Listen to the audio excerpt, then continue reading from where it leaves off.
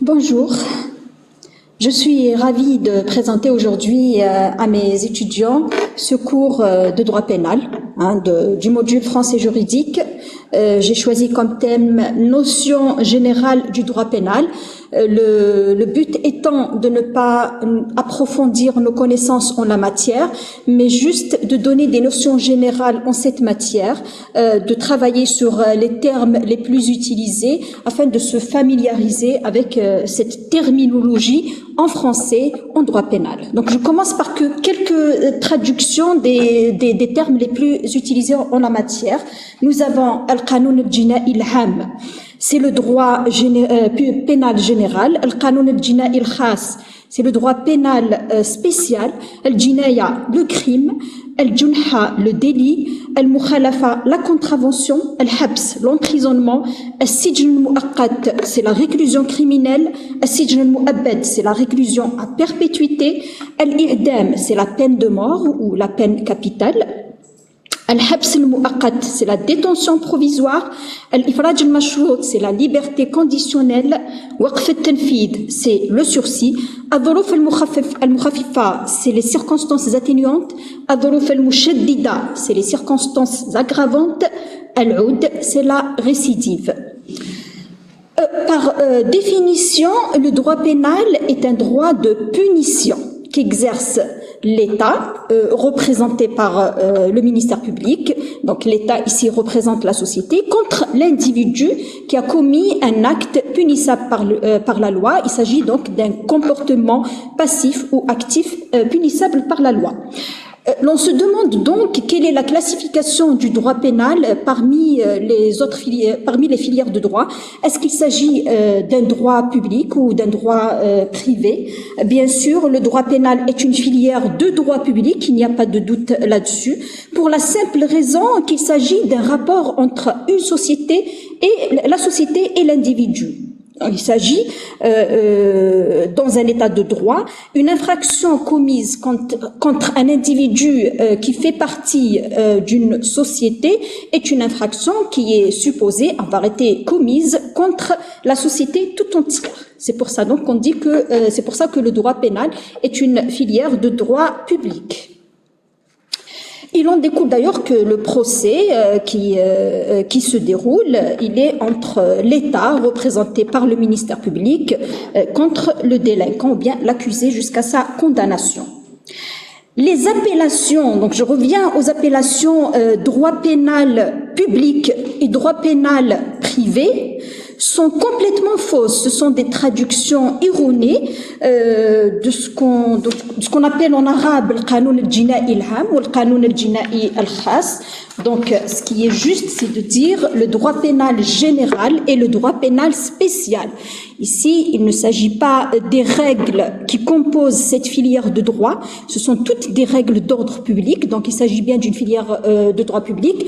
Mais il s'agit on s'intéresse ici à la façon d'aborder la matière, à ce qu'on étudie dans cette filière de droit. Donc, le droit public, le droit pénal général, dans lequel on étudie l'infraction dans sa globalité, les éléments de l'infraction, la classification des infractions, etc.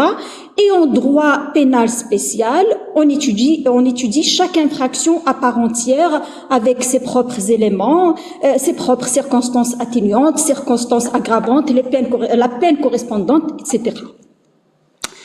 Et ce cours porte donc c'est un cours de droit pénal général. Et donc, quels sont les éléments de l'infraction? L'infraction est constituée par 3 éléments. L'élément légal, al-rukn al-shar'i, l'élément matériel, al-rukn al-maddi, et l'élément moral, al-rukn al-ma'nawi. En ce qui est de l'élément légal,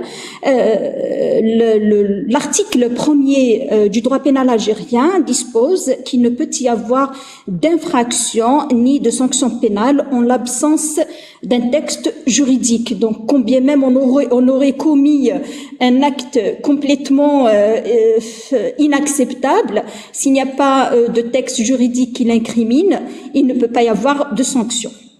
L'élément matériel, il s'agit des faits constitutifs de l'acte légalement incriminé. Donc, ça peut être un comportement passif ou un comportement actif. Donc, le comportement actif, c'est quand on fait quelque chose qui est incriminé par la loi, et le comportement passif, c'est quand on ne fait pas quelque chose qu'on devrait faire. Par exemple, la non-assistance à personne en danger, c'est une infraction, c'est l'élément matériel d'une infraction, donc, et c'est un comportement passif. Donc l'élément matériel est établi même lorsque l'infraction prévue n'a pas été commise. C'est le cas de la tentative d'infraction. Ce qui fait l'élément matériel ici, ce sont les éléments qui constituent la tentative. La tentative d'infraction en arabe, il y a shuruh fil jarima. L'élément moral, enfin, il s'agit de l'intention criminelle ou bien l'intention de nuire. Mais le droit pénal condamne aussi les infractions commises accidentellement lorsqu'elles portent préjudice à autrui. L'élément moral est établi dans ce cas de figure par le fait d'avoir manqué de prudence, d'avoir manqué de vigilance, tout en ayant conscience du risque encouru. C'est le cas des homicides ou des blessures causées par des accidents de la circulation. La classification des infractions maintenant, très importante aussi à connaître. Nous avons trois catégories d'infractions: les crimes, le jinayat, les délits, le junah, et les contraventions, le mukhalafat. Donc les crimes regroupent les infractions les plus graves. Les crimes sont susceptibles des peines les plus lourdes, allant de la réclusion criminelle à temps, donc entre 5 ans et 20 ans, à la perpétuité, et jusqu'à la peine de mort. La peine capitale, l'I'dam. Comme vous le savez, l'I'dam, il est prévu par le code pénal, il est prononcé mais n'est pas exécuté en Algérie. Exemple de ces peines, vous avez l'assassinat, vous avez l'homicide, le vol à main armée, etc. La différence entre l'assassinat et l'homicide: l'assassinat هو القتل مع سبق الإصرار والترصد, l'homicide هو القتل العمدي. Et ces peines, les peines prononcées en cette matière sont aussi assorties de lourdes amendes. Et en matière des crimes, les peines principales sont automatiquement suivies de peines accessoires, uqubat tabaiya, qui n'ont pas besoin d'être prononcées, comme l'interdiction légale et la dégradation des droits civils. Les délits, maintenant, al-junah, sont des infractions moins graves que les crimes. Les délits sont sanctionnés par l'emprisonnement ici et non la réclusion, yani al-habs ou laysa as-sijn. L'emprisonnement allant de 2 mois jusqu'à 5 ans et des amendes. Parmi les délits, on peut citer en exemple le vol, le vol tout simple, le chèque sans provision, l'homicide involontaire. Les contraventions, troisième catégorie, mukhalafat, sont les infractions les moins graves. Elles sont passibles d'emprisonnement allant de 1 jour à 2 mois et d'amendes beaucoup moins lourdes que celles prévues en matière de crimes ou de délits.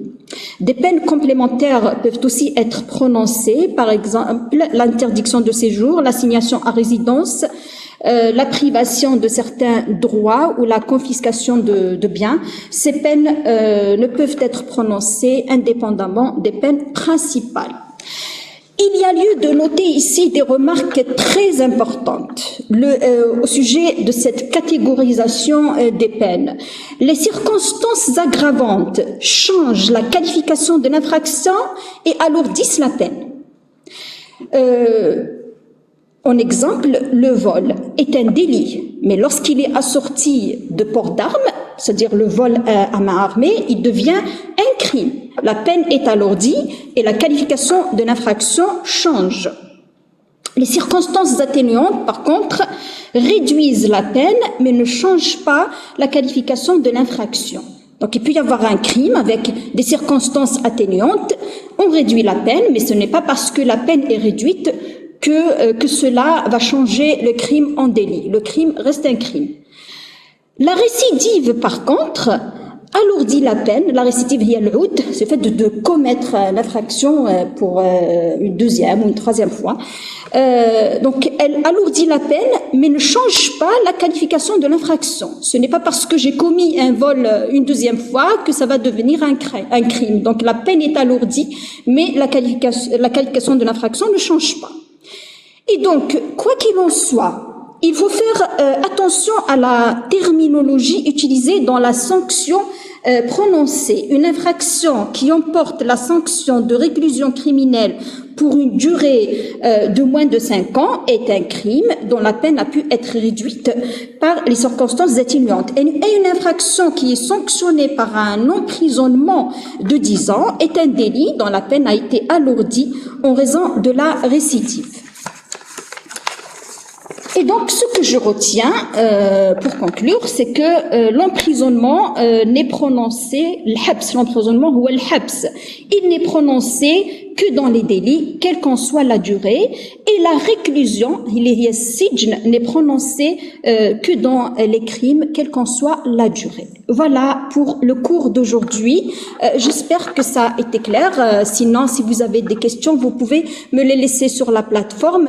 Je vous invite également à consulter régulièrement votre espace parce que nous allons tout au long de l'année programmer des activités. La dernière fois, je vous ai programmé un chat, donc je vous invite à poser vos questions sur des traductions, sur tout ce que vous n'avez pas compris. Voilà, je vous remercie pour votre écoute et à bientôt.